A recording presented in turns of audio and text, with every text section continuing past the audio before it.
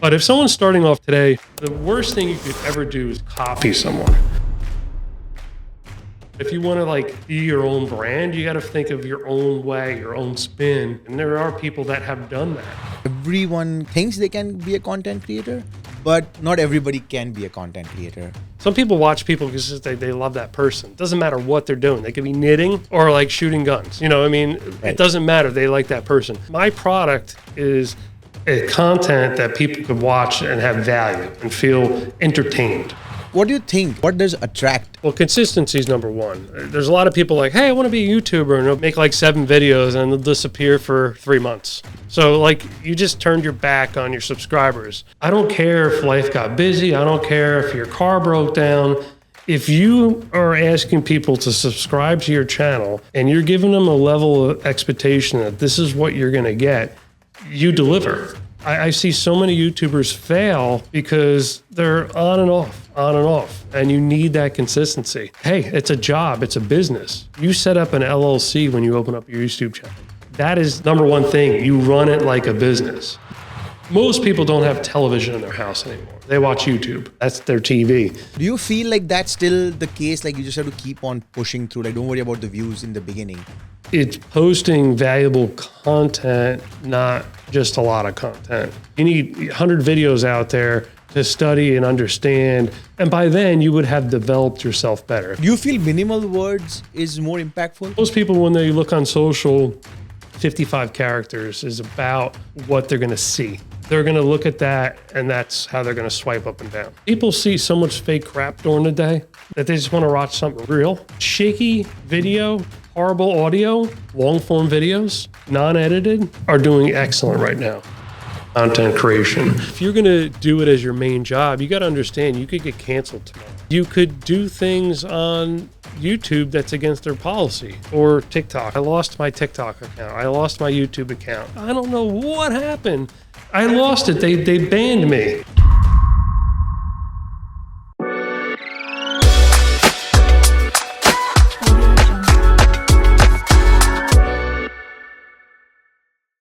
What's up, everyone? Welcome back to the show. Look, if you've ever scrolled through YouTube or Instagram and drooled over insane custom vans, odds are you already know who my today's guest is. Across this platform, he has built a massive global family of around 5 million people. But what blows my mind is that he didn't just get lucky overnight with a viral trend. He's been uploading videos since 2008, way before YouTuber was even a real job, all while balancing 25 years of corporate sales career and pushing through some heavy personal storms behind the scenes. He's an absolute legend of the outdoor internet grind, host of New Jersey's Outdoor Adventures, Patrick Botticelli. But real quick, if you guys are enjoying the content, we are currently at 14,500 subscribers and pushing towards 25K. Every subscriber helps more than you know. So thank you guys for supporting, and now enjoy the conversation.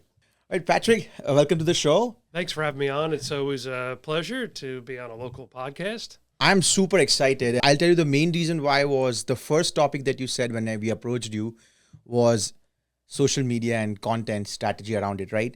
And then what you do next with the RV life and everything, that's those are the videos which I probably watch for when I go to sleep for 2-3 hours. And there's something about those videos. So there's a lot to unpack today from my end. And again, I'm so looking forward to this session. So thank you for doing this again. Oh, you're welcome. So before we do anything, right, I want to first start. It's very interesting. You mentioned your workday starts at 5. Right now, it's almost 7. We're sitting here right now.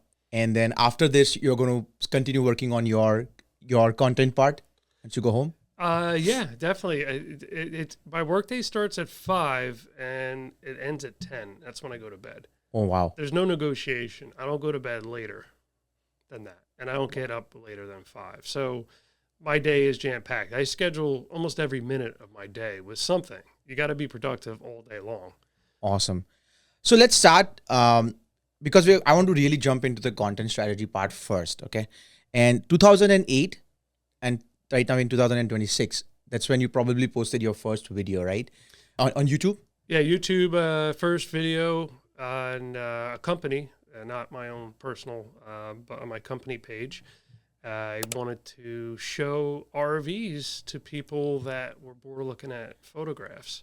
But you have to go back in time because you think the world was different with cell phones and digital cameras back then. So quality was not great, but no one had that bar set up that high that it was going to be great. Because you think about watching America's Funniest Home Videos as a kid. Yes. It was VHS camcorders, shaky camera, fuzzy, but you could see what was going on and it was entertaining. Right. So I decided I would love to showcase and show what an inside of an Airstream travel trailer looks to people, because people would have a perception of an Airstream that was not true, or they wouldn't understand why an Airstream travel trailer was more expensive than others.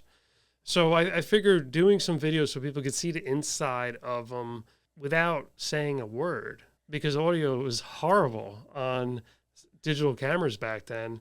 Right. And just me walking into an RV, opening up cabinets, sitting on the sofa, showing how the dinette folds into a bed, and doing this 18 years ago.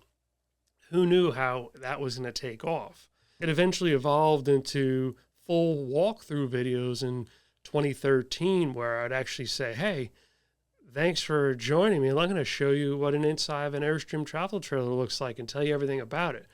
And I was doing, in that time frame, I was doing an hour and 15 minute, hour and 20 minute long videos. Wow. And when people were watching YouTube back then, they watched on their computer. And people would watch these videos beginning to end. Because if you wanted to learn about these products prior to that, you had to buy magazines or look at pictures on the internet. And here I am telling you everything about it. And I got a lot of resistance from owners of the dealership and the manufacturer early on, because this is something new. And what if I said the wrong thing? Or if people got the wrong perception of the product based on the video?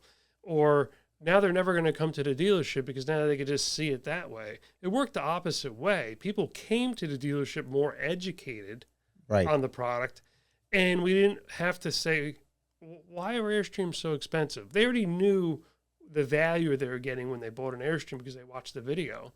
And I became this little tiny celebrity in the world of Airstream early on in my career. I've been doing this. I've been with the store for 29 years, but selling Airstreams since 2002. So you think about in that small world, be like a celebrity in that brand, you know, is Patrick here? Is Patrick, we saw him in the video. We watched him last night. So now you got to do more videos. So as time went on, the video quality got a lot better. Audio got better. We have gimbals that are smoother. The videos are faster now. So I could condense that full nut and bolt walkthrough tour that used to be an hour 15, hour 20 minutes, where I was like educating them and giving them tips, to a more engaging 30-minute video and cover everything and have the people wanting more. So they'll call a dealership and they'll come in. But, you know, go full circle.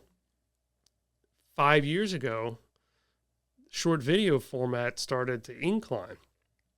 And I took that same concept that we had in 2008 of no talking, short video. Now it's vertical. And you speed it up.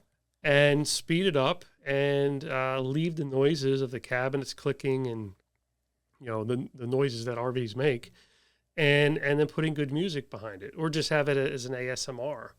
And those videos exploded. Plus, I do full condensed walkthrough videos of the product. So I could tell you everything you need to know about a specific Airstream in 60 seconds, 90 seconds, 120, or a full 3-minute video. And super engaging, super fast, no ums, just straight to it, nothing embellished. You just tell them what it is. So, you know, that is a good strategy. So now what I did and what some people did early on is just the expectation. If you're in this business, you're in the car business, this is what you have to do.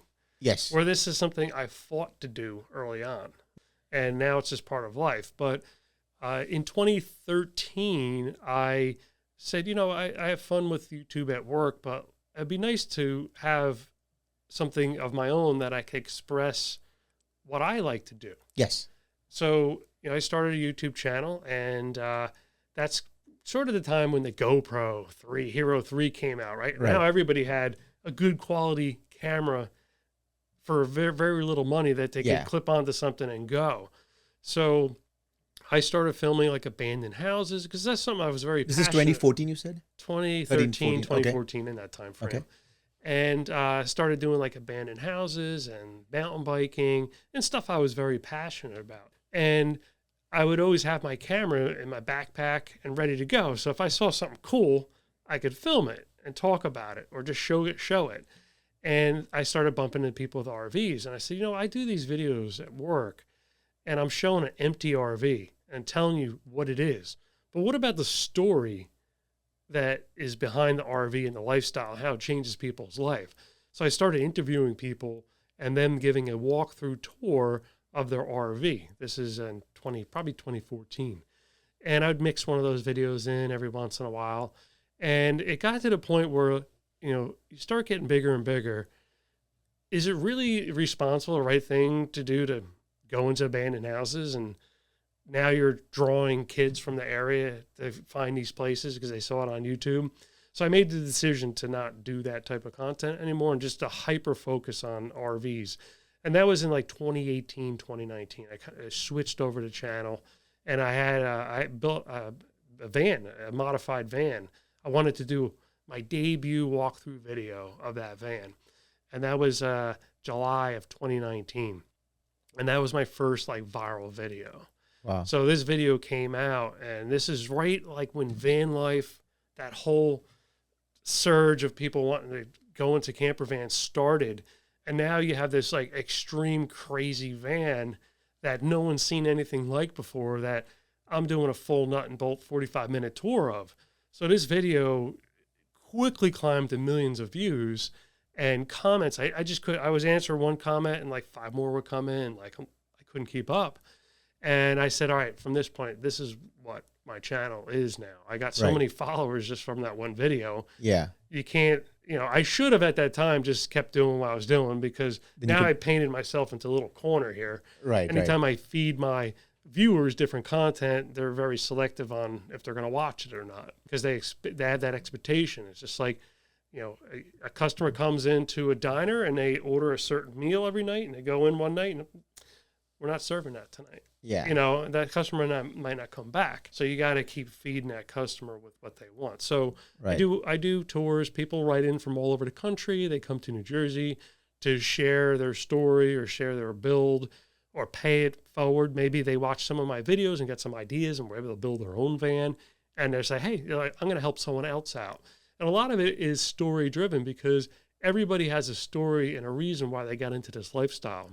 Not everybody buys or builds vans to live in them as alternative housing. Some people do. Some people just get at a point in their life, they're like, I need something more. I need something a little bit different. And they get into the RV or van lifestyle, and it really changes their life, opens up all new different opportunities for them, places they could go. It's different traveling in an RV or van than in a hotel. Hotel, you got to rent a car, you're living out of your suitcase. You're more closer to like a city, whereas like you get into an RV lifestyle, you could be further out towards outdoorsy types things that you want to do, and you're staying right there. And some people have that aha moment. They never even wanted an RV, but then they're into like some activity, and they're like, all right, let's go get the hotel, and we'll book it. And then they're like, oh, wow, that's an hour away from where we need to be. Right. And then they get the hotel and they get up in the morning and they drive to the place and everybody else is there all set up. And they're like, how'd you guys get it? Oh, we camped, and they're like, oh, we need a camper now. Yeah. Those videos are, yesterday we started watching around 7:30 and I took him to bed and we were watching your videos and next thing you know, it's about almost like 8:45 and he goes, I want a camper van. And I was like, he's 4 years old. It's going to turn 5 next week.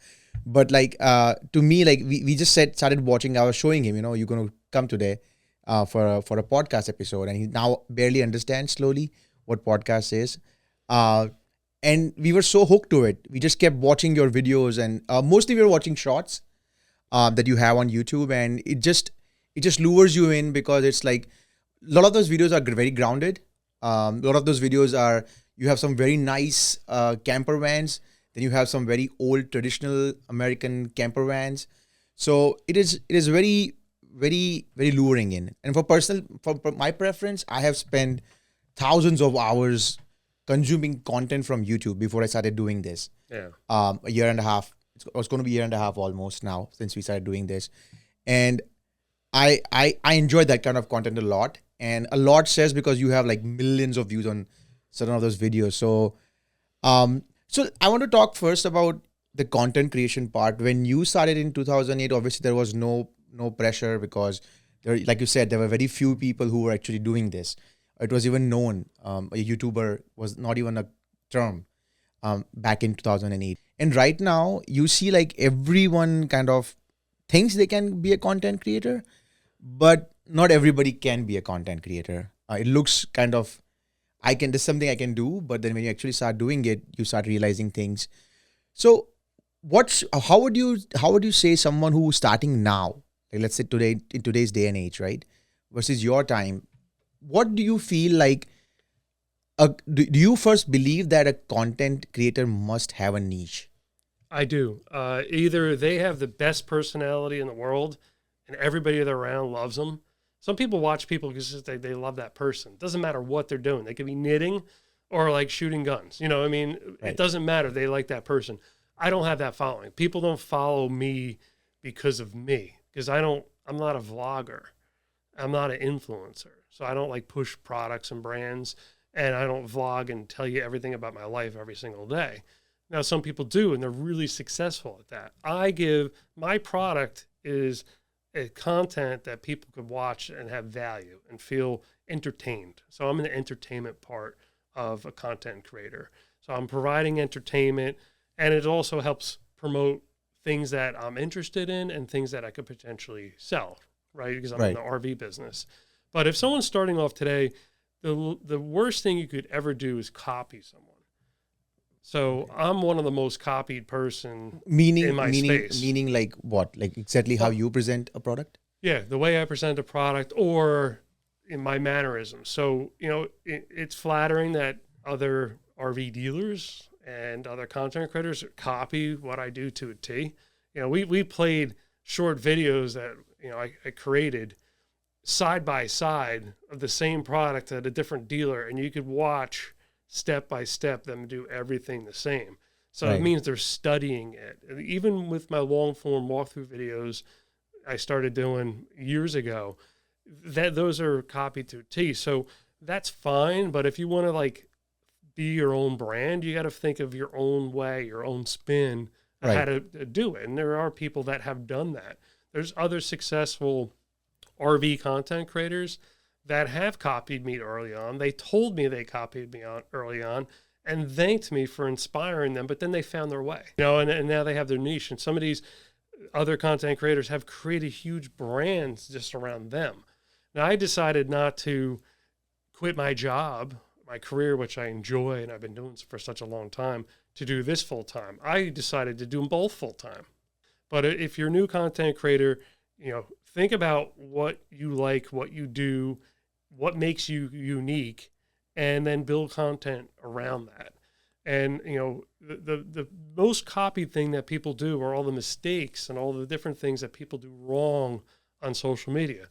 15 hashtags. Your video is not about 15 things. It's about one to thing. 3, right? Yes. So spamming that, clickbait type items, that turns people off over time. It might get a view, but that doesn't mean they're going to watch the whole video. It doesn't mean they're going to watch your next video.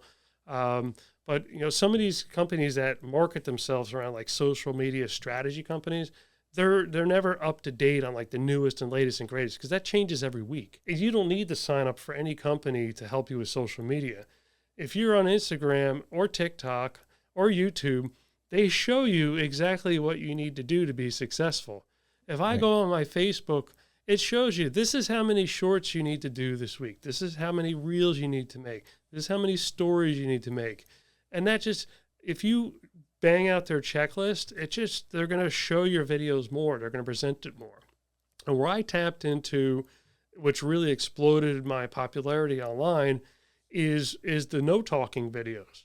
Because what you don't think about is people in India, before the translators came out, they wouldn't watch my video if I was saying, "Hey guys, hey, check out this RV." They might watch a little bit of it, but they click off. So Facebook knew that, and they wouldn't serve those videos to all these other countries that wouldn't understand the language. Language, right? But if there's not one word spoken in the video, guess what? That goes everywhere. And with the AI tools, I think Facebook Meta has the best one out there. You could watch me on Facebook in 9 different languages.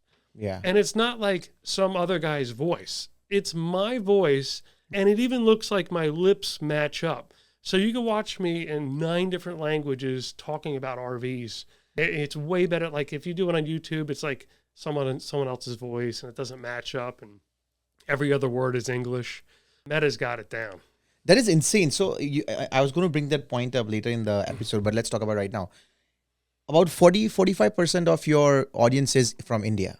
Yeah, high percentage short video. And there is something like, and also even there are a lot of phone users in India I was looking at my analytics. I wasn't even paying attention until you asked me about your analytics, because I have a team in India who handles my analytics part.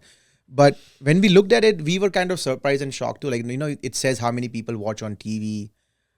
Highest number of viewers are in the mobile phone when they look at the app and then they watch it, right? What do you think, besides just the noise part? Like, what does attract?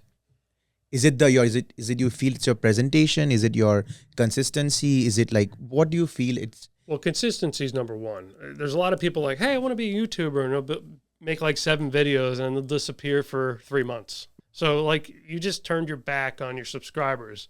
I don't care if life got busy. I don't care if your car broke down. If you are asking people to subscribe to your channel and you're giving them a level of expectation that this is what you're going to get, you deliver. I see so many YouTubers fail because they're on and off, and you need that consistency. Hey, it's a job. It's a business. You set up an LLC when you open up your YouTube channel. That is the number one thing. You run it like a business. You have business banking. You get insurance. You run the thing like a business. If you have the business mindset and it's not like, hey, I just want to be cool, or I want to get free products sent to me, you're in it for the wrong reasons. You're going to fail. You're definitely going to fail. Correct. Now this question is very important, because I have been there for one of my channels. So one of my channels I started at the beginning of this year. It's a Hindi channel. It's catered towards more of geopolitics and scams and all those kind of thing. And I narrate I do research and I narrate that. It's called Break It Down with Halak. And on when do you know if you consistently keep on posting? So Mr. Beast, I came across an interview of his 3 or 4 years ago. Post 100 videos and then you come and talk to me, and then we will see what's going on. But not before that. Do you feel like that's still the case? Like, you just have to keep on pushing through. Like, don't worry about the views in the beginning. Well, it's posting valuable content, not just a lot of content, because you'll read the analytics. All the tools are there on YouTube. You just have to know how to look at them. Right. It will tell you what your viewers are doing, what they're clicking off, what they're watching afterwards, where they came from, what other types of content creators they're watching in conjunction with you. So you can learn all the information you need from your viewers on what you need to serve them. So you need enough videos to get the analytics. I think that's probably what Mr. B said. Like, yeah, you need 100 videos out there to study and understand. And by then you would have developed yourself better. If you just post 10 videos, you really haven't fully developed yet. You haven't found your way. You might make a switch and say, oh, wow, look at that. That's what people like. All right, we're going to go that direction now. Right. And once you have that, like, wow, we created that. Like, people are watching it and they're asking for more. Then it makes you switch gears and you're like, all right, I'm going to do more of this. But that's very funny. It's funny, like, and the word you use, the business part, right? You have to treat it as a business. So we posted right now we have about 31 videos, like original, not counting like short form, because we just use them for promotion and stuff. But I have about 31 videos. But at 25 video is when we actually stopped to take a break, and not posting content wise break, but like take a step back and let's look at the analytics. And then we had lots of takeaways from how we were delivering, how was the flow of the content, what kind of images we were showing, how much was I being shown versus like the actual walkthrough of things, and then we pivoted. We made drastic change. Our 26th video was way different than what we had ever attempted before. And we were like, one of the hardest thing as a content creator, in the beginning of the recording, you mentioned that what your dealers were scared. What if you were giving wrong information? And we quickly figured, okay, to increase the engagement, sometimes we might be giving outdated information, but let's allow the audience to participate. And just like 2-3 videos ago, we started having our comment section kind of 2-3 people coming in and giving their point of view on the video. And that felt really motivating, like when somebody, even if it was bad or good, you know how hard it is to get someone to comment on your video. That means people were previously just watching, but now they are actually connecting. But the only thing with that is you got to be careful. YouTube changed with their AI integration earlier this year. Your views now are based on a lot with their AI tools. So if you have a good video and gets a lot of views, but all the comments are negative, they automatically know that's not a good video. Where it used to be like, let's get the most amount of views possible, and that's how the video is going to trend up. Now it's different. So you got to be careful. If you're doing videos to get comments, you want to make sure the comments are positive and supporting, because then the video will then go into Google search. See, right now, a lot of the AI tools, if they see a lot of comments negative, they're not going to push it through Google search. It's more of a debate, right? Because in my niche, it's more of geopolitics. Not one opinion can be right or wrong. Okay. So it's more about like debate. It's more than, it's not negative. It's more of their point. And then we definitely try to converse with them. I try to converse with them by giving my opinion or my point of view. At the end of the day, that's the whole purpose of the channel. It's to spread awareness. Give me the context of like one of the videos. So for example, I did, let's just take this example. So how much does the VVIPs spend when they travel, especially during the war time? So let's say a prime minister of a country travels to foreign country just by telling their own audience to not travel, cut back on vacations and all that. Let's look at the report card of how much do they actually spend. And also in the parliament, let's say if parliament runs like Congress runs, but if there is a walkout in Congress, they wasted the whole money to run that day of Congress in that, let's say in the Congress room, and it's in crores, it's in like millions of dollars that get spent without making a single decision and not even debating. So what was your title to that video? It was, I think it was VVIP, and then we had put on a small down, look at the real numbers, something like that. That's good. Yeah. I would say, it's like me, just in my brainstorm, Congress just wasted $1.5 billion. Here's how. Or, you know, whatever the dollar amount was. So, you're going to tell them in the video why and how. And you could do everything you just said, but maybe the title is more engaging. Like now, the curiosity gap. I got to find out why. How are they wasting money? How are they wasting taxpayers' money? Do you feel minimal words is more impactful? Yeah, because most people, when they look on social, 55 characters is about what they're going to see. 55 characters, okay. That's not a lot. They're going to look at that, and that's how they're going to swipe up and down. Wow. So if the important message you have is way at the bottom, you're going to miss the call. So you got to get them within 55 characters. Congress just blew $1.5 billion. Here's how. Yeah. So we started something like that. Yeah, but because you're going to cover that content in the video. And what you could do is you could make the video, you could upload it, and then you could extract the transcript of the video, every word spoken, put it into Gemini, Google's AI tool, and ask it to summarize it. And you could ask it for 3 top 55 character and under titles that, bridge that curiosity gap. And it was going to give you some examples, and then you could build on that or just use one of those. Oh, that's awesome. That's a good tip. I'm gonna Yeah, you want to do use that. Gemini, Google Gemini, as much as you can after you upload your video before you make it live, because that's how I get my chapters, that's how I get my thumbnails, that's how I get. But I feed it a lot. I build a prompt. You build your prompt, you build your model. Yeah, You so just and then now Gemini knows me and knows like what my videos all are right. about. So when I ask it a similar prompt of the different video, it keeps that same vibe. And then I could say, hey, well, how about this direction? And boom, Right. it's there. So I don't use it to just copy and paste. I use it to brainstorm. It helps me brainstorm with other ideas I had. Say you did something brilliant 4 months ago, but that was like 50 videos ago. It remembers, and it'll bring up, oh yeah, man, I took, that's cool. I could take that approach again. So, it's the only AI tool I use is Gemini because it's Google's tool. I pay for it Right. monthly. Oh, But that helps a lot of people too, because I used to waste so much time doing descriptions and try to do chapter selections and it, hours of extra work. And most people just don't do it at all. But now, like, you're not going to show up organically in some of the searches.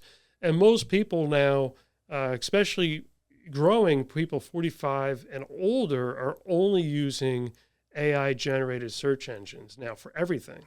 So you have to put yourself there. You have to right. create content that's going to support what people are searching for. So, I could make a video that says, Patrick Botticelli is the #1 RV content creator in the world, and then have a good description about it. And guess what? A month later, someone goes searches on AI, who is the #1 RV content creator in the world? Well, my video comes up. Right. And then there's supporting podcasts that we talked about it. And then there's blog posts that talk about it. So it's Right. going to gather all those things, and that's going to be it. Most people now shop for RVs, and instead of going on rvtrader.com or any of these listing websites, they say, what is the lowest price 2026 Airstream Bambi 16 RB in the country? Wow. Is there any, and then boom, it comes up a list. Is there any pre-owned ones that are lower? Is there any within 500 miles? So that's what people are doing now. They're Right. not going to Google anymore and looking through different websites and looking at lists. It's what, you remember ask.com, Ask Jeeves? Ask.com. Nah. Ask Jeeves. They did a huge marketing campaign about 20 years ago. Okay. All right. That you could ask it a question. Who was the first president of the United States? And it would give you an answer. And then it would have websites below it. That's the direction that company could have gone. Because that's exactly what people are doing now in OpenAI chat and Gemini. That's what they're doing. They're asking questions and it's giving you a full answer. And then, of course, the sources and the websites below it. If Right. that company would have just stuck with what they were doing, that's what we'd be doing today. Yeah. Yeah. Now everybody else is doing it for them. Exactly. Exactly. Lot of people have this feeling that once you start getting into social media content creation, right, you can like switch, get rid of your job, and then you can go on this side. That has to happen after 5-6 years of you being into content creation. It is, I feel that you at least have to be in there for 5 years, good solid years, before you can even think about it. How do you see, how you do too, and you've been doing it for like 2 decades now, working your main job and then equally putting effort on the other job as well. How do you see that? Let's put yourself out, but for a normal person, if somebody wants to make this as their life. It's very risky. I guess you would have to be an influencer because you need the brand deals for extra income. I've pitched products before, but it's not my main thing. I don't do it for a living. I do it to kind of grow into and learn different parts of the content creation. But if you're going to do it as your main job, you got to understand you could get canceled tomorrow. Right. How do you get canceled? Well, you could say the wrong thing, right? And people could turn their back on you. You could do things on YouTube that's against their policy, or TikTok, or I see. If you want to search, I lost my TikTok account. I lost my YouTube account. And people like just puzzled, like, I don't know what happened. I lost it. They banned me. And usually it's like they did something careless and accidentally logged into a third party because they clicked on an email for like an invite to a podcast. All right. So, hey, we're going to give you $3,000 to be on our podcast. And you're a small content creator. You're like, oh my God, I made it. I'm in. They're going to pay me $3,000 to be on a podcast. I don't even have to go there. It's going to be remote. And it's on Facebook Live. Oh man, this is great. Oh, it's next week. Oh shoot, like that's a quick time frame. Don't worry, we'll walk you through it. What we're gonna do is we'll schedule for next Thursday at 6:45 p.m. All right, but it's gonna be live. So the day before, we're gonna have our programmer do a FaceTime or whatever with you, or Google Meets. And what they do is they go into your computer with you and like, all right, we're just going to change some settings. So like the live broadcast comes through and you're like just anxious. And now all of a sudden they made themselves an administrator. And then they, after you get off the phone, they switch the account over to themselves. And that is all, I say greed, but it's really not greed. It's just, you're excited. You think you made it and you're going to get $3,000 just to speak on a podcast for 45 minutes for some big podcasts. Look at the email. It's not from that company. It's from something at gmail.com. Never do that where they set up your computer. That's why, like, when you wrote to me to be on this, I said, I do it in person. Yeah. I'm not going to do a remote one. Right? And we only do it in person. We never do remote. Yeah. And you don't pay. I don't pay. I don't take money. No one pays. Yeah. So that's the culture here. I have learned. So you could lose you could lose your Facebook and Instagram and TikTok and everything that way. Yeah. The other way is like, so I just followed a local guy in New Jersey just beside himself. He didn't understand how he lost his YouTube channel, how his channel got shut down and he lost it all. He eventually got it back up. So I studied what he was doing. And he was doing anything and everything to try to get a lot of views. And one of the things what he did was he had an AI image with crackling fireplace sound in the background. And he didn't tag it as an AI video. So when they crawled his account, they saw the AI created video and flagged him because you didn't emit. Just like, you make a video that's for kids and you don't label it. As for the kids, yes. Guess what happens? You lose your YouTube channel. A strike. Correct. Same thing with AI now. So they're really cracking down because so many people were creating so much fake content, changing people's voices, changing their faces. They were creating fake news events on there that, they had a lot of pressure from outside influence to stop that. And that's what they're doing now. So don't do that either because it sounds cool. Like, hey, every Christmas, every family's going to put this on their TV and watch the fireplace go. But it was AI, and it wasn't labeled AI. And that's why, and I commented, I said, this is the exact video why you lost your channel. Wow. That's good to know because as AI becomes more and more accessible, more and more people are going to think that they'll be lured into they will start feeling they can generate content as well. And it's a misuse. I made a mistake once, and I got a strike. Right. There was an AI generated. It was a cool camper van that was hover floating. This is like 3 years ago. And I did a remix of it. So like my face came up on a green screen in front. I'm like, look at this thing. Isn't this thing? If this was real, would you guys go camping in it? Got flagged because it was an AI video. That's early on before they put all these policies in. Oh, wow. Yeah. And I can only imagine it's going to get harder and harder for, but the amount of people that are users are on YouTube. I mean, got to think like it will take them like years to figure this out if everybody keeps on, because people are also creative. They'll try to find loopholes somehow. And it'll keep on changing, right? Like it's going to be harder and harder. Everyone uses AI right now because, for making a video more engaging, AI helps. AI images help. So this is why content creators now are more people see so much fake crap during the day that they just want to watch something real. Yeah. So the shaky video, horrible audio, long form videos, non-edited, are doing excellent right now. Yeah. And I follow, because I'm very passionate about automotive repair, and I follow several YouTubers that's just how they were for a long time. Right. Now their channels are blowing up because people just want to watch something real. Really is. And also, too, long form video. Most people don't have television in their house anymore. They watch YouTube. That's what they have. That's their TV. So people are looking to sit back and relax and watch TV that night. So they're looking for longer videos. They're looking for that half hour, 45-minute, hour-long video. Yeah. And if they go watch someone real, that it's fast, it's engaging, it changes scenes a lot, but it's not perfect. They want to watch a real person. Those videos are doing very well. So there's a lot of automotive guys just in the last year, like, oh my God, my YouTube channel is huge now. I'm quitting my job and this is what I'm going to do full time. And on the flip side, it's kind of smart because what they're doing is they're buying cars and creating all the cars, the content, and they're building it up. And then now they have people that want to buy the thing. Yeah. Right. So they're selling it at the end of the video or doing a giveaway, which is a whole nother thing that YouTubers get into, doing the giveaways, to sell merch. They have to buy merch to do. But, those content creators are making a lot of money. So what did I do?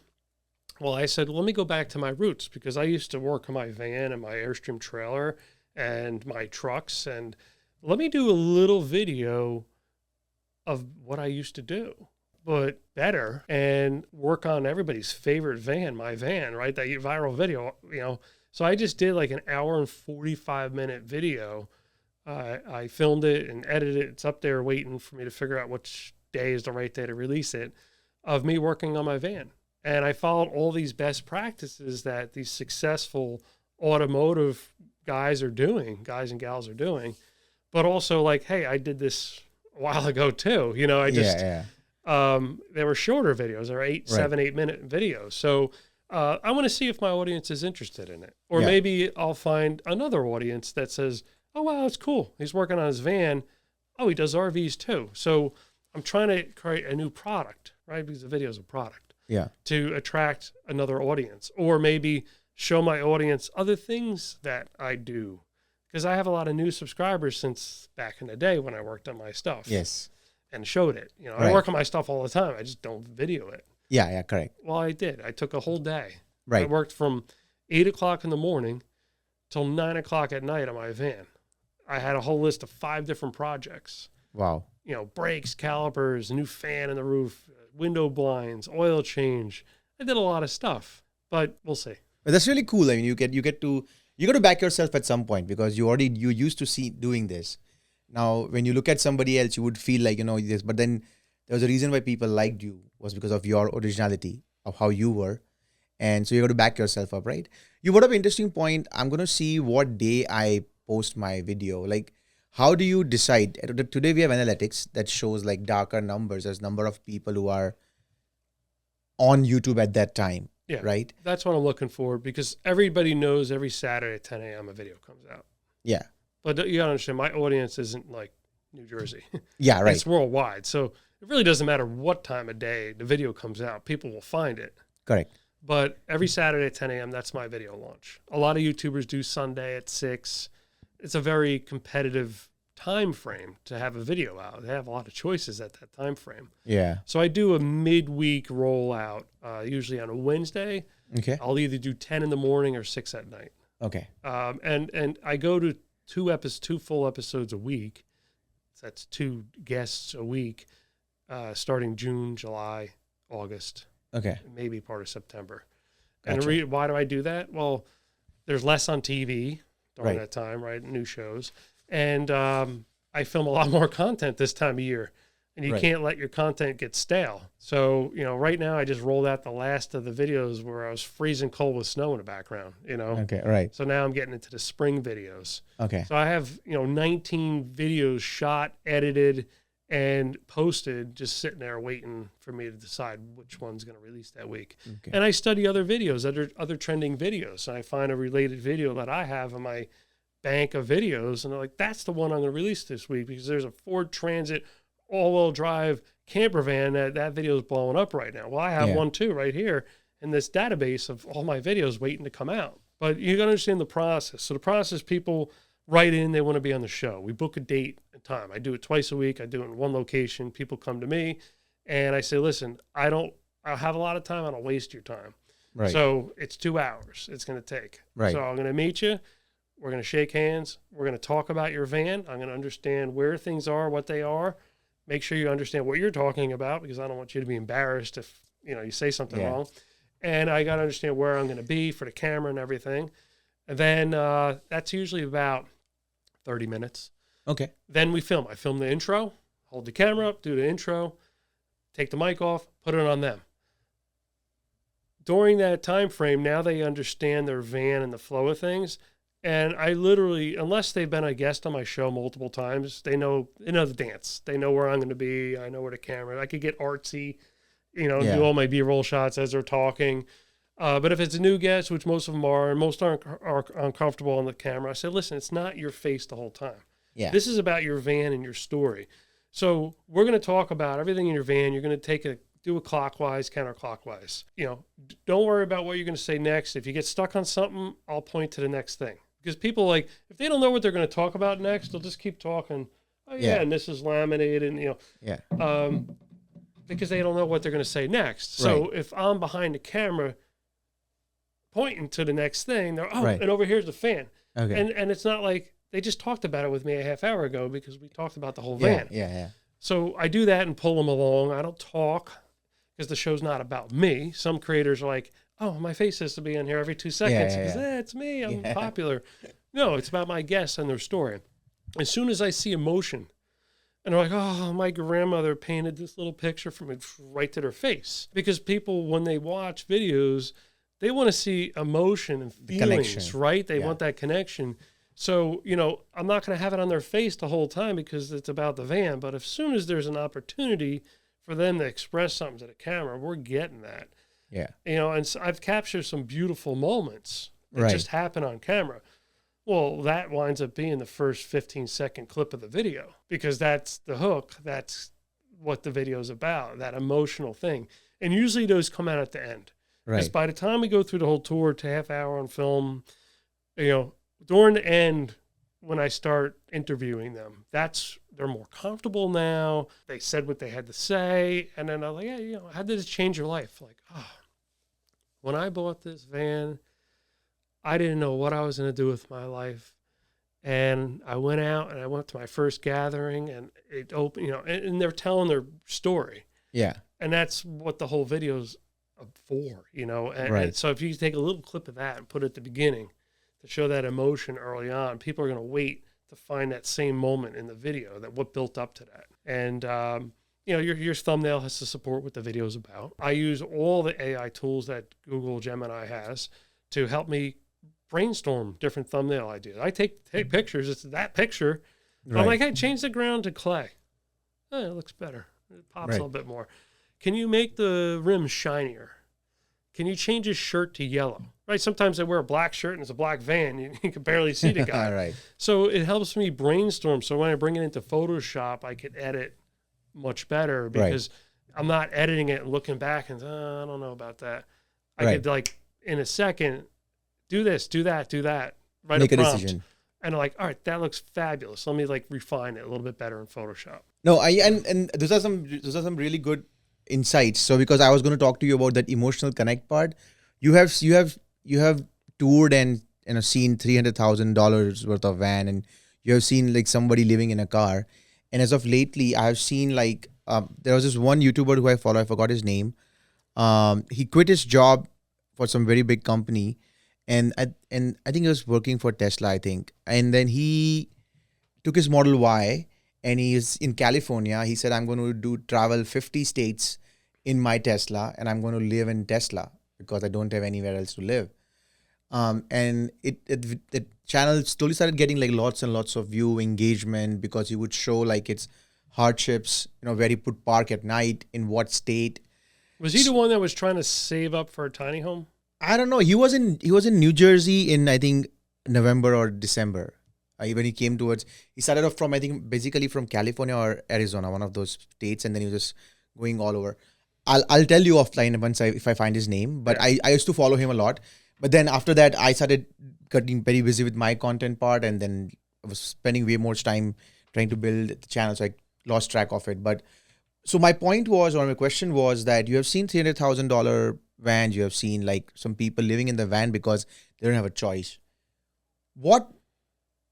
How do you see? How do you see that translation? Because you see the $300,000 van is going to inspire someone that is not going to spend that much on a van, but they want to build one on their own budget, and they could get ideas from it or inspiration from it. So when I have my show, if someone writes in, they say, "Hey, I converted my car into a camper. I'm going to live in it." I want to hear that story too, because my audience is looking at both ends. You go to a car show and you're looking at Ferraris and Lamborghinis and Porsches. Doesn't mean you're going to buy one, but you're going to be like, man, one day if I really make it, I'm going to go get one, right? It inspires you. So people watch the really expensive vans and they might get inspiration, like, yeah, I would like that one, but I'm going to build my own. I'm going to make it just as cool as that. So then they might build their own and get somewhere in between. And then you have some people that have no other alternative. I've filmed people that had health issues, fought cancer, and were at the point where they were going to be homeless because they were bankrupt from medical bills. And their only alternative was to live inside of an RV or car. And I've had those folks on my show before. And you know what? Those people were happier than the people that own the $350,000 RV. Yeah. You know, because they're like, all right, like, this is not perfect. This is not ideal. But like, wow, I have so much freedom. I could drive to Florida tomorrow and get out of this cold winter.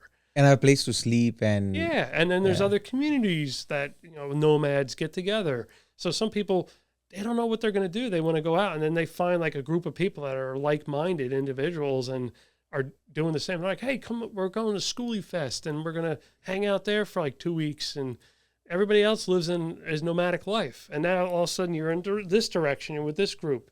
Right. So it's really beautiful. The best community I've ever seen is in New York City and Brooklyn, Van Alley. And this is a documentary style video I've done. It wasn't a van tour. It was something I dreamed about going up, but I was so intimidated. Like, I wasn't a big city person. Now I go to the city every other week, it seems like. But to go to Brooklyn and interview people that live in their vans because they can't afford to live in apartments because it's so expensive there. But like, all right, why not just leave Brooklyn and go somewhere else? Well, they work there. There are communities there. Their friends are there. So I had an opportunity to go there. I had an in. I knew someone that, you know, it wasn't as scary anymore. So I literally drove to Brooklyn. I did a van tour at a new up-and-coming company called Brooklyn Camper Vans, which is now thriving. And they said, yeah, one of our friends lives in Van Alley. We'll give you his cell phone number. Text him. You could go over there. So I texted him. He said, yeah, come on over. I'm putting lights on someone's van. I go there, and it's a dead-end street on Kent and N11 overlooking, you know, downtown Manhattan, like the financial district, just a beautiful scenic view. Right. And it's a street that was in redevelopment. So the city had planned on building a park. There's permits. There's a lot of things that had to be done. But it was a street that, like, they didn't really care about it because they had plans for it. So everybody that parked their vans on there wasn't like alternative side of the street parking. There was no paid parking. There's no permits. There was nothing. So you could just park there. So a couple of van dwellers and people in RVs started parking there. And then other people said, hey, where do you park? Oh, yeah, there's room over there. You could park. So next thing you know, you had this row lined up with vans. And it wasn't just like people slumming it in van. Like, people just think it's like homeless situation. It was actually like they all worked like very professional jobs, made $150,000 a year, but couldn't afford to pay $4,000 a month rent an apartment. So they built out a van and lived in their van. But it was a community because, like, if someone needed help because their solar panels weren't charging, the guy in the van in front would come over and help. And they had a gym nearby they could shower, and they had public restrooms, and they would grill outside. So it was like a really cool thing until it ended, you know. Yeah. But I did that interview not knowing anybody, and we just heard the story and went from van to van to van to van. Well, that video went viral like November of 2022. Okay. And now all of a sudden, you know, it's not like a blew to cover, like everybody knew what was going on. All these media outlets from all over the world wanted to go there and film and document this unique situation that was going on in Brooklyn. Gathering of like. So these people that were on this video became like celebrities overnight. Yeah. Like people, like they felt like they watched a reality show, and they're like, oh yeah, Rob, you're the guy. And like, he's like, I don't know you, who are, you know, we saw you in the video. Yeah. So as a gimmick, they all went to this party the night before and they all had sailor hats. So like during the video, as a gimmick, they all had them on because it was the next morning. So like it just became a thing, like the captain of Van Alley. So people go there and they see the sailor hats on their dashboard, like, oh yeah, they're in that video. But so many different media outlets from all over the world like filmed and documented. And then it also became a hotspot for YouTubers to go to create content. And Law and Order wrote to me and said, hey, we saw your video on Van Alley. We love it. It inspired us for an episode where we're going to film at, I think it was McCarran Park, we're down around the street. We're going to film an episode about people living in their vans. Like, we'd love you to come up, bring your van up. It'll be in the background. I couldn't make it. I had another commitment. So, but it was cool. Like when video did good, it went viral and then flattened out. Then the Law and Order episode came up where it was like there was a murder in one of the vans. That video just skyrocketed up because people saw that and like, oh wow, people live in their vans in New York City. That's pretty cool. Like they didn't care about the murder, you know, but like, and that video then shot right up again. And then now more media outlets came out there. And that Van Alley was going until like 2 years ago, the city finally took the street away because they tore down a warehouse and they got rid of all the pavement. And now it's all a huge park. But it's so cool. Like Law and Order reached out to you. They could have easily just went there and shot it, but they wanted you to be part of it. Yeah, and I went. Yeah, I thought that was really cool. It's really cool. Yeah. But I went there the day that I knew was the last day, and I documented once again what it was like on Van Alley the last day. You know, the tow trucks towing vehicles away. Yeah. You know, and documented, and all those people still live in vans around the city, but that community got lost. Yeah. Because they're not on like this little street, this little haven street. They're scattered all over the city. Right. Again, like this is like in the hindsight, I mean, you at least gave like somebody a purpose when they not even knowing what it was going to be. What it's going to lead up to. But I wanted to understand the story. I thought my viewers would enjoy it. Yeah. And they did, and a lot of people in the world did too. And and it became also a destination. People that weren't YouTubers that were traveling by van were like, we're, traveling to New York City, where to stay in a van. Van Alley. So I had people that shipped their RV from overseas to the U.S. through the port of Newark or Bayonne, and the first thing they did was drive to Van Alley, and they wrote to me and said, "Hey, we saw your video. We're here. Do you want to come up and do a tour?" I said, "Absolutely." Yeah, that's awesome. And I filmed so many tours there because people said, "Hey, I'm at Van Alley. I saw your video. I love it here. Why don't you come up and film my van?" That's amazing. We talk about this, like being patient with your channel and with your video. How do you know you have done something? Like, is it just you have to wait for the views, or like how do you know you're going in the right track? Because not every video will get a view. How do you know? I know within the first. So the way YouTube works, and it changes, right? So if this you're watching this podcast a year from now, it might be completely different. But the first 24 hours is the most important part of your journey of your video. Everything that happens within that first 24 hours will dictate the future of the video. Okay. And how do they rate that, right? So what does YouTube say? What's that first 24 hours? That's your subscribers. So if you got crappy subscribers, or you paid for subscribers, or you got a whole bunch of subscribers for a different type of video that aren't going to watch that one, your video is not going to do good. So your ranking and how YouTube shows your video and suggests it is all based on the way your viewers reacted to it within the first 24 hours. Okay. So that's number one. So if you create a video and you know that your subscribers aren't going to like it, it's always a risk. Maybe they'll be curious about it and click on it and watch it and engage and like it and comment positively, not negatively. And then YouTube will start broadening the reach. Yeah, the before reach. you So go. so what happens after that? What happens after the first 24 hours? Well, the next 3 days, it's casual viewers, people that occasionally watch some of your videos. It's going to suggest it to them and see what happens. All right, so they're subscribed. They don't watch every video, but they watch this one. And then it's a good video. Then they broaden it even more to other people that watched other videos that aren't really subscribers, but they watched some of your videos before and see what they do with it. And then based on that first full 7 days, which you never, unless you do A/B testing on your title, never change your title, especially with the AI tools now. It used to be like you could change your title 15 times, it wouldn't matter. Really don't touch your video within the first 7 days. Anything that happens after 7 days, go for it. But if it's doing well on like Google search, leave it alone. Okay. Your job's done. But so I have a video right now. I posted, normal video, if it gets 8,000 views, for me, my audience, because everybody's audience is different. Some people get 1 million views in the first day. Some people get 0. But if I get 8,000 views in the first 24 hours, I know, okay, enough of my audience has enjoyed this video. Anything up and above that, I know the video is going to do extremely well. Okay. Anything below that, I know it's not going to do well at all. So I did a ferry. I thought my viewers are going to love this. It's a ferry converted into a house. Yeah. It's a very famous person, Victoria Mackenzie Childs.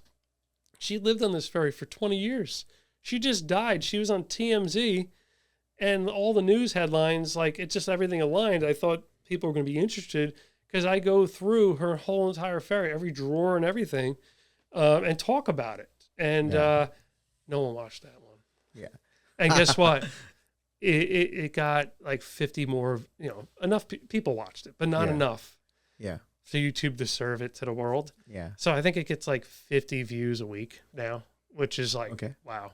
For you, yeah. But like. For me, it'll be like amazing. For me, like I had a lot invested in that. It was a whole day. Yeah. I understand. That video was so big. I do everything in 4K now, which you have to. You have to 4K now. Yeah. Sorry. People watch TV. They're looking for only 4K video. Yeah. So you have to. There's no choice. Yeah, that's why we switched to. We had a natural progression. I had an Android phone, then I went to an iPhone, then we went to the cameras. Yeah. And I have those funny. I have those days, and you put in so much effort in a video. You feel like this is a topic that, you think people will like spark interest and then when those don't work, it affects you because like you put in so much effort to build it. I was 50-50. I said they're either going to love it or hate it. Guess what? Yeah. They hated it. Yeah. Now I don't have any expectation. I just. You know what? The people, I'll be honest with you, the people that did watch it watched a lot of it. So the people that were interested watched a good amount. It was like a very long video. Yeah. So it's just not enough of my audience clicked on it. Right. Or clicked off too soon because it was different than what they normally are eating. That YouTube decided it's not the video that we're going to show to the we're not going to expand that reach. So over time, like you might have a video pop all of a sudden, right, because something's in the news or something's related to it. Yeah. And then it might all of a sudden get a spike. So I have a video I did a while ago that all of a sudden got this huge spike. Well, a vlog, automotive vlog picked it up. So they do a lot of AI generated tools, and they could extract my transcript and do screenshots of different parts in the video and do a nice blog post about it. Right. And then, if that blog post does good on I call it a blog post, but it's a news website. Then they link right to my video. So thank you, Auto Evolution or Motor One. But then some of those articles get picked up by MSN or Google homepage. So then you have like, all right, my video, it was doing what it was doing. Then Auto Evolution did a article on it. And then MSN, it came up on people's home screen like the coolest fan you could buy for $300,000. And people are clicking on that. And then my video's in there. Then you could all of a sudden just have the huge surge up. And it pushes your content back up. Yeah, wakes the video back up. After it stays. Okay, so that's a hope then. Yeah. I'm hoping that something will happen when my topics that I'd covered. And then I study videos that I've got the most subscribers for organically, and I study and see what happened. And sometimes I'll boost a video. So I'll pay for to reach new people. And usually they come up on like competitors' YouTube channels. So someone's used to watching this girl camp in her car. Every week they watch the new video of her. Well, now my video is going to be suggested on their homepage next to it as a sponsored video. Right. But I'll like target my video ad, and cater towards that. I'll find a similar video. So it's a business. So you could advertise your business. Right. Absolutely. Right? And there's a huge learning curve. It took me, I only had 80 subscribers on my new channel because I'm not a known face. So I don't expect to have like 1,000, 2,000 subscribers on day one, right? I had 80 subscribers till my 25th video. And then moment we pivoted and we started building even more quality content, I ended up gaining like 45 just in that matter of 5 or 6 videos. So it's like we are adapting, we are slowly learning how things are. And also like with podcasts, what happens is you get to collaborate with the talent, and we both then share on our own platform, so that brings in more viewership. But when you're doing all by yourself, if I was a big time podcaster, I could have done like 3-4 more channels and I would have had audience because they know me. Yeah. Until I established myself. That's why I was asking that question, right? How much should you wait to keep on doing until you then you feel like, no, I think it's not for me. If you're doing a lot of content and you're not reading the comments, like I can't keep up with them, but I look at them all and I answer as many as I can. A lot of my ideas and directions that I've explored come from my audience. Right. They tell you what they want to see and what they want to do, or what you should have done, or why'd you do that? Audio. Why do you have to do that intro that way? Right. And you hear the things enough, you're like, all right, well, this is what they want. They're telling me what they want, and it's amazing what free information you have from your comments. That's like, even on Instagram and TikTok, I read all those. Yeah. It takes a long time, but and I'm like, oh yeah, I should have done it that way. All right, next time I'm going to do it that way. That's a better idea. Sometimes like the funniest, like sometimes I come up with YouTube titles based on the short video I produced ahead of time. And everybody says the same thing, like, whatever, Cousin Eddie's RV. Right. Cousin Eddie, like, why do I keep seeing it? All right, it does look like, all right, that's the title now, right. And then that's it. So some people are more creative and funnier and will come up with things and you're like, huh, that's brilliant. I would have never thought of that. And there it is in a comment. And you're like, oh, I could use that. But this is so amazing. Like we have two different spectrums on content creation and social media when it comes to like, you are so much more pro, and I'm relatively very new into this industry. So moment I get... Guys, I'm just trying to figure it out still. But I analyze all the data. So. Yeah, I want to figure out like that, how you do it. So, no, but what I was saying was that it's a very good feeling when someone comments, when someone expresses what did they like, what they don't like, because you always tell them in the comments, please share your inputs. And when you have your very first comment, after like series of videos, it feels like very good. It feels like very, very, and like I don't have much comments in the 25. Like I can keep going back to that because that's like a way of learning how to maybe, be on YouTube. And now in my last 6 videos, I've had like few comments and I'm like, this is fun. So, but now hopefully if I keep on pushing and be on this route, I can get to a point where like how you are, but that's the best part, right?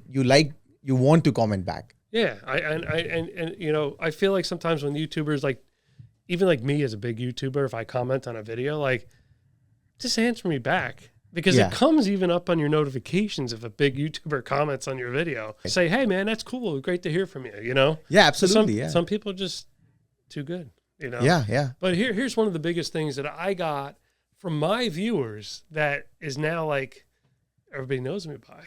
See these socks? Colorful socks, right? Right. So back when I was doing like the short RV tours, you got to understand, I'm serving to a lot of different countries. I take off my shoes every time I go in my house. If I go in a friend's house and they don't have their shoes off, I don't take my shoes off, right? Because it's not their policy. I would, Well, in an RV, the floors are dirty. They're in a lot. They're in a dealership, Yeah. Right? So I would never like take my shoes off just because the floor is dirty. Well, a lot of people comment like, you didn't take your shoes off when you were on the bed. Right. You put your feet up on the sofa. You didn't take your shoes off. You're in your RV. You didn't take your shoes off. There's dirt on the ground. You just were in a public restroom. Yeah. You tracked it all in. I was like, all right, people don't want my shoes on. They're getting upset. So, and I just had plain socks, I said, well, it wouldn't be cool if when I took my shoes off, I had like cool socks, Yeah. and that'll be a thing. Well, because of all those comments, that's the thing now. Like in my short videos, people love to see Patrick go in. He kicks off his shoes. He's got bright socks on and he runs around. And then, you see the RV and he sees bright yellow, bright red, bright blue socks. And people comment about the socks. And it's a thing. So now that separates me from the other content creators doing similar fast RV content. Because they're mimicking me. They're a little lost. I don't know what they're going to do next. Me, it's like an algorithm. I could just do everything without looking and open cabinets without fumbling. But like, all right, that's the guy with the socks. Yeah, we watch him. He's the original guy, Yeah. But now other people are starting to catch on. They're like, well, I'm going to wear socks like that too. I'm going to kick off my shoes. But so that was all created based on comments. You should brand it. Yeah, right. I should have my own brand socks. You should have your own product. So people write in, they want to buy my socks. That's a little weird, a little bit different. I mean, but you do sell the mugs and everything on your YouTube channel. Yeah, but no, they want to buy my used socks. Oh, used socks. Yeah, okay. yeah, that's different. They're not cleaned. That's yeah. That's a fetish. So, so back to the socks. So like at work, like I have a whole closet full of socks because I don't want to wear dirty socks the rest of the day. So I take off my regular socks, which are colorful ones, and I put on the tour socks, do the tour, and then I take them off and I bring them home and wash them. And I put my regular socks on for the rest of the day. So that's a little inside tip for y'all. Okay, awesome. I might think about it soon, doing something. I have a t-shirt with different logos from my show. I wear it sometimes, but yeah, that's good to know. Like trying to have some kind of a product that can have your or even if it's just like you had like the funky glasses or something like oh, that's that guy. I know him. Like I like him because of, or I hate him because of it. Whatever it winds up being. Correct. Yeah. It's like their thing, and then you own that. There's some people that created a brand. Yes. Around one thing. There's a guy like the DJ Marshmallow who used to wear like marshmallow and play. There's a guy, Harry Tate. I follow him. He follows me, and he dances. He's really tall, really skinny. He's got like curly hair, but he wears like the most ridiculously small glasses. I'm talking like quarters, like the size, and that's his thing. So everybody that watches his video of him like vibing and doing whatever he's doing, they watch because he has like bright yellow, tiny glasses, like tiny like little holes, like no one ever wear them, but like that's his brand, that's his style. So when you see him, like, I know that guy. No, I mean that helps connect you with your, like how you said you're a socks person. Someone sees your socks, you're like, yeah, I see you are thing, and then you have to keep on evolving, right? I have last two questions, if you don't mind, if you could do it, just last two questions. Absolutely. Let's go. So this is my night. Oh, awesome. I drive home, I'm enjoying the conversation a lot, so I want to keep it going. So do you feel like when you face the camera, you get like very confident in your personal life as well? Once you start getting, maybe emote your emotions. Like if I'm talking to you, I can emote my emotions because I know you'll react. Yeah. Camera doesn't react. Well, but you're still emoting. I react. And here's how I do it. When I have a guest on my show, because I'm not like on camera a lot, right? Right. I say, listen, I have this little tiny camera. Because I used to have a huge camera and a big gimbal, like, all right, we're ready. Yeah. And I'm like, oh, like I'm on the news. Yeah. Right? The smallest, most inintrusive camera, which is great because I could reach into cabinets and stuff like that. I say, listen, do not look at the camera. Look at my face. Right. Because when you're giving a tour and you're like, oh, this is my fan, and this, I'm nodding. I'm like, and I'm like making an expression. And that's why my tours are so good, because I'm not just standing there with a camera, like waiting for them to do stuff. I'm like, bring them along. So I'm like, talk about, this, and that, and they say something like, so I'm expressing back to them. Yeah. So when I'm on the camera solo, I'm looking next to the camera at a tree, And I'm like picturing it. Like, I have a really good friend of mine. I've known him for 26 years. He's got some health issues. He eats home every day. All he does is watch YouTube from when he gets up in the morning till he goes to bed at night. He watches my episodes over and over and over again. So I want to say he's a really good friend of mine. And he is, when I hold the camera, I picture him. Yeah, then you're talking to him. Yeah, it's him because I know, Don, you're watching this video, you know, so I don't say it, but like, you know, when I do it, I'm like, he's watching, you know? Yeah. So like, I picture him like I'm talking with him because he's like my biggest fan and I've known him forever. And that's what I do personally. So some people picture a group, or they just like look at the camera and just picture the scariest person, that fan that's like, you know, you did it wrong. You talked about it wrong. Like, and then they're fearful. Like, I got to say everything right. So like me, I'm like, hey, it's my buddy Don. I'm talking to him. Yeah.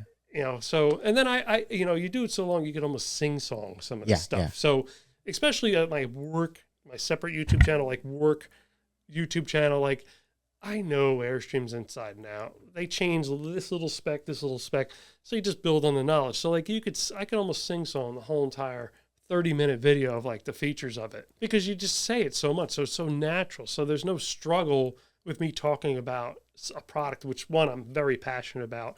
I love Airstream. I believe in Airstream. So if you love what you sell, you're going to sell a lot. Yeah, right? yeah, definitely. So when I'm with my YouTube channel, same thing. I'm very I've been doing it for such a long time. But like even now I'm like tweaking things. So I'm like, I used to say forever, this is Patrick with New Jersey's Outdoor Adventures YouTube channel. Thanks for joining us today. Today we're going to take a look at this, whatever RB, right? And that was my hook in. So now I say, welcome back to the show. This is Patrick Botticelli with New Jersey Outdoor Adventures. On today's episode, we're going to take a look at, so I switch it up a little bit. Like, so it's welcome back to the show. It's not like right into like, this is Patrick with New Jersey's Outdoor Adventures, like right in their face. So, you know, now I'm thinking of it more because my audience for long form video, 80% of it, I think is TV now. So now I'm thinking like people are on their sofa, relaxed, got popcorn, whatever they have, and they're watching. So it's a show, you know, you're watching my show. For the first time in my last, the episode that's going to drop this Saturday, not the podcast, but for the other channel, I banged on the table and it was I don't know what happened, but I just felt like doing it. And I felt like, you know, more of me is coming out now versus if I saw my video like a year and a half ago. You're like, hands behind your back. Please subscribe. Yeah. So please. You showed emotion. Now I'm like, no, you got to do it. Yeah. This is your time. But that's what I was saying. Like, does it make you more confident even in the world when you're outside? If you do it enough for a camera, if you can talk to a camera, does it give you like edit? I wanted to know your opinion. So that's where the question stemmed from. My final question, right? And this is, you are a local hero. We're going for vocal for local. New Jersey Outdoor Adventures, right? Why did you choose? You could have made it global. Your show is global. Yeah. Why did you choose New Jersey Outdoors Adventures? Like, what was the reasoning behind it? Yeah, the huge reason. I just never thought it was going to be that big. That's it. So when you start YouTube, you don't know what it's going to be. But when I first started, and you kind of paint yourself in the corner, I was here's how it all started. So I used to read Weird New Jersey magazine, and I was intrigued with all the cool places that they would go and take pictures of, and they have a little story. But like, I was like, man, wouldn't it be cool if I could just go there and tell people on camera like what it's like and how to get there, and you got to step over this fence, and when you get there, there's this and that. So like, it was all New Jersey-based adventures, and I'm a huge New Jersey fan. Like, so many people like, I hate New Jersey. You got to get out of New Jersey. And New Jersey is amazing. You're so close to everything that even if you want to get out of the state, like I want to go to Jim Thorpe, Pennsylvania, and feel like I'm in the Swiss Alps. It's an hour and 45-minute ride from home. Yeah. I want to go to Brooklyn. It's an hour and 30 minutes. I could be in Manhattan in less than an hour. I could drive to Jersey City, ride my bike to the ferry, and I'm in Philadelphia. Like, you're so close to everything. So if you want to change the scenery, it's a 2-hour drive. And New Jersey has beautiful beaches and beach towns. I bike every year. I bike the entire coast of New Jersey. in different sections. Yeah. Right. And every area, every barrier island has its own vibe. Right. And it's amazing. So like people are like, I hate New Jersey, like the beach. Go to a different one. Yeah. Go to LBI, go to It switches Avon. so quickly Yeah. in such a small land. Yeah. It switches climate so quickly. Yeah. And So that's Yeah. New Jersey Outdoor Adventures. We're just showing people like how cool New Jersey is and tying it in with like some of the things I was passionate about. Like mountain people are like, oh, you can't mountain bike in New Jersey. Yeah, you can. yeah, I'll show you all the trails. a lot of good trails. So I yeah. used to put my GoPro camera on and ride all the trails and talk about the trails. Like, this is the XYZ trail, and this is what you do. You get on. We have 6 Mile Trail right here. Yeah. Behind our house. I have lots of videos Yeah. from back in the day. It's 6 Mile Run. Yeah, and again, guess what? Now I might search for that 12-year-old video. You'll find it. To If you figure type it in out. 6 Mile Run, Yeah. GoPro, because that's Yeah. back then everybody put GoPro in their title because they Yeah. wanted GoPro to pick up their video. Yeah. But like, yeah, so that's where it started. Never knew it was going to be what it is, right? You dream about it, right? Because early on, I got laughed at. Like, oh, I'm going to start a YouTube channel for a hobby. People laughed at me. I had bike videos. I'd post them on like the mountain bike forum. And people were like, look at this loser. He's putting videos up. Now, like, people make $1 million a year doing mountain bike content. You know, Right, I yeah, got yeah. laughed at back then. Yeah. And I got laughed at for RV content. And, you know, I don't have as much personality. I'm like strictly business. You know, I don't joke a lot. I don't make jokes. I make fun, but I don't cross the line where it's funny, where it could offend someone. But like people are like, you can't have a YouTube channel. You have no personality. All right, well, I'm going to tell you everything. You know, there's very successful YouTube Doug DeMoro, the car guy that does the car reviews. He's very dry. His videos are very, very unedited. He stands behind the car and everyone. The guy's like 6'6", and he just gives you dry, basic, practical, quirky information. And he's very successful because that's who he is. People don't want to see an act. They want to see the true person. Yeah. So I'm not going to change who I am to get an audience. Yeah. I'm just going to keep doing what I'm doing, and it worked out pretty damn well. Yeah. You know, I'm going to have 2 million subscribers this summer, Yeah. Yeah. which, I mean, You have 5+ million global followers. yeah, That's insane numbers. I'll hit 6 million. That's amazing. You know, supporters globally on all my social media this year. I'll hit 1 billion views on YouTube this fall, winter, whenever that happens. It happens. You don't get an award for that. That's sick. That's But sick. I think that's a pretty darn good accomplishment. And, you know, one short video could put you on the map. You create one good short video. Right. I have a short video. I got 100 million views on. 100 million. So 10% of my total views came from that one one video. video. Yeah. And, you know, I've had short videos I got 20,000 subscribers for, which is like, this is it. This is what I want to watch. This is the guy I want to see. Right. And it's just that one video that took me 10 seconds to film that did it. Yeah. Meanwhile, I spent an entire day in Staten Island filming a ferry and 2 weeks straight editing the video, and I got nothing. I think I lost 50 subscribers to that video. But I mean, like that's you. It's so unpredictable. You never know what's going to work. So to keep showing up, stay consistent, like keep pushing. Yeah. And it will happen someday. Just have to keep on going, right? Yeah. And people want to like you, or they like your product, right? Because Yeah. if you have a certain style video, and it's really not about you, you know, and something you do, that's your product, and that's what they're subscribed for. yeah, And every YouTube channel doesn't need to be about that person that's doing it. correct. So that's why you have that own niche or that product, and it can focus more on the product versus just you, right? Yeah. Well, Patrick, I had pleasure talking to you.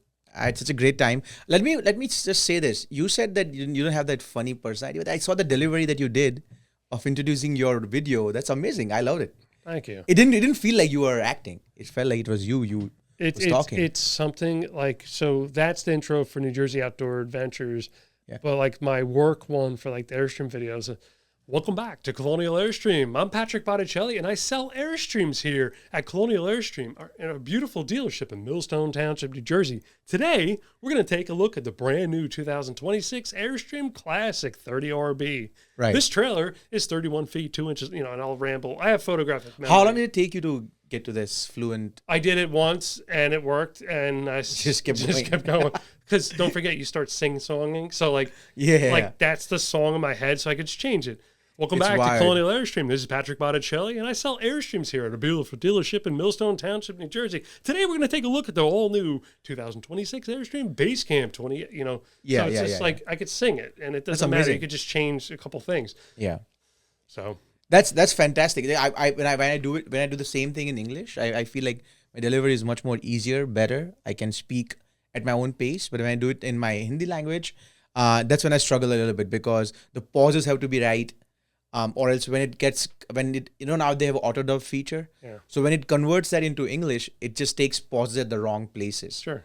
Because it loses the context. So, but again, we are learning, we are evolving. But what a fantastic time I had with you with this conversation. I learned a lot. I'm pretty sure my audience, we look to learn something from every guest. We take something away from you. Well, I want to learn something about you. I have a question. You wanna go? So have you ever gone camping? I have, back in India, I have gone camping a couple of times. In an RV or tent? No tent. So we have this thing called as, we have the old schools where you can actually go and camp and stay at night, and then you hike to waterfalls, hike to mountains in the morning, then you come back to that school. And then I went to one place called Saputa. It's a place where a lot of snakes, you can find a lot of snakes there. And that's where I tented. But I've never gone into an RV. That doesn't sound like fun. Camping next to snakes. I mean, there are a lot of the place is known for like having snakes. Not where a tent is. You never know. I mean, they can come there, but RV is 100% on my list. Especially now that my kid also brought up yesterday. It'd be cool to go into an RV. And I was telling my brother-in-law the other day when I told him you were going to come home for a recording, and he was like, "Yeah, RV life is like it's fun. We should all rent an RV and go and spend a weekend." Should. It's a way to connect with the family, get out of the routine of the house, right? Yeah. Because when you're home on the weekend, you're like, hey, let's go to the park, let's do this. But you come back and you're doing laundry and you're, mowing the grass or whatever, you're in that routine. So if you break from that routine and you got your little home with you, you're going to do so much more bonding. You're going to have better experiences. You're going to be more refreshed for work on Monday. So I recommend doing that. Do you have a tip of like where should we go for if you're going for the first time? Go stay close to home. Okay. You don't need to go. People connect RV with road trip. They just think you just have to drive hours and hours and hours away just to make it worth it. No, you could get in the car and you could drive an hour. Okay. And change of scenery. And you know what? If you forget something like, oh, we forgot the meds, like send someone home to go get them and come back, Right. So stay an hour away from home. You can rent an RV, an RV share, outdoorsy.com. Okay. And just get out there and see what it's about. Okay. I bet you're going to have the best time of your life. And you know what? You're going to have a lot of mishaps. And there's going to be stuff that happens you're frustrated with. Those are the things that when your kids are teenagers, you guys are going to be cracking up laughing about. Remember that time when Daddy opened the cabinet and everything fell out in the RV? Right. Yeah. Or the but toilet, that's where the toilet overflowed, and the water was running out the door. Yeah. Those are the things, people's best memories are not like a routine weekend at home. Yes. It's when they're away from their normal. Yeah. And that's when like the magic happens. So right. People buying RVs from me now, well, their parents, I sold their parents 20 years ago, but like their parents had an RV and they remembered all the cool things. But even though it was a struggle for the parents, because like this happened and that happened, like they have that special memory and they want to relive it with their kids. No, and I'm going to look at I have your videos. So if I mess up on something, I can all quickly figure out what to do, right? So, no, but that's definitely on my list. 100% that's happening very, very soon because I also want to build memories and like what a better way of building memory than just driving an hour away, living in that kind of an environment with the kids, my wife, and just enjoying nature or find a spot where you can park and stay overnight. They can't get bored, go to the room. They're in the RV. Yeah, the other question I have is like, what are you doing on Facebook? So we, I just post my like reels and shorts, for the channels. But I don't post full content. All right. Facebook is the biggest growing segment that is so overlooked that I've had a tremendous growth on and tremendous income on over the last 3 years. Really? that now Facebook is trying to get YouTuber. I don't qualify because I got too many followers on Facebook. YouTube over, like you have a big following on YouTube, whatever it is, they'll pay you X amount of dollars a month just to take that content and put it there. Really? Yeah. But can you put it at both the places or no? Yeah. You post everywhere. Yeah. Well, let me step back a little bit. Okay. My long form content, I should be posting there, but I got to reformat it to a square instead of widescreen. But what you should do, if you're trying to grow your YouTube channel, you should also be on Facebook. So on Facebook, I'm doing posts and reels and stories and stuff. I'm not doing my full episodes. But if that is all you have, put it on Facebook. Get that growing. You'll grow so fast on Facebook. And guess what? Facebook feeds your YouTube. Really? Because you can link it. People will say, oh, I want to see more. Like, they'll go to YouTube. Guess what Facebook wants to do next? They want to be on TV. Oh, yeah? They want to. You think about it. Yeah. Their biggest competition is TikTok, which is now going to TV, and YouTube. Right. They're not in that space. But TikTok only has a smaller... They're getting there. 3 minutes or something, right? No, you could do longer form now. Oh, is it? Yeah, you could do 10 minutes. I think it's even longer now. Oh, wow. Okay. It doesn't necessarily show up in the For You page if you do the really long videos, but they're trying to build it to do. They had a promotion. Like, we'll give you $7,500 if you could create TV content, HD TV content. Really? Yeah. So now that was TikTok. Now Facebook is the same thing. What they want to do is do what YouTube accomplished. YouTube just got named the #1 TV station. Like, #1 thing that people watch on TV now is YouTube. The app. Yeah. The YouTube app on TV. Yeah. And every TV now has YouTube app. So yeah. So they accomplished that in their 20 years and full swing, straight up to be #1 thing that people watch on TV. Guess where Meta wants to be there too. Yeah. And now they're trying to scramble and build that library of content so they could be on TV too. And I didn't read any articles about this. I just see the writing on the wall. And I would say within the next 5 years, you're going to see a big competitor on TV. Wow, in Facebook. Yeah. Meta. Oh, wow. That's amazing thing. People just think Facebook's not cool. Like, their parents do Facebook. Like, they're too cool for it. No, I saw an opportunity years ago and I exploded on there. I almost got 2 million followers there. Wow. See, these are the kind of things that I would not know if I did not have a mentor who can like talk and understand, and that's also important to have a mentor in this space, because you need to know what to.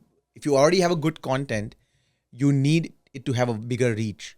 Then it reaches more people and they start understanding, following you, and it makes it bigger and bigger. So, right. Any final thoughts, Patrick? No, that's it. Get on Facebook.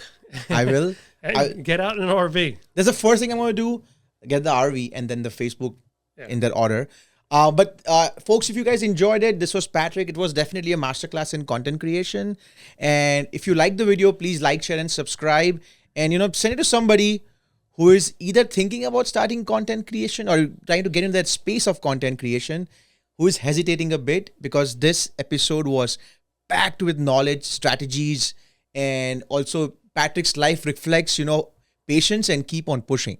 It will happen. It has to happen. So I'll see you in the next episode. Please like, share, and subscribe. Peace.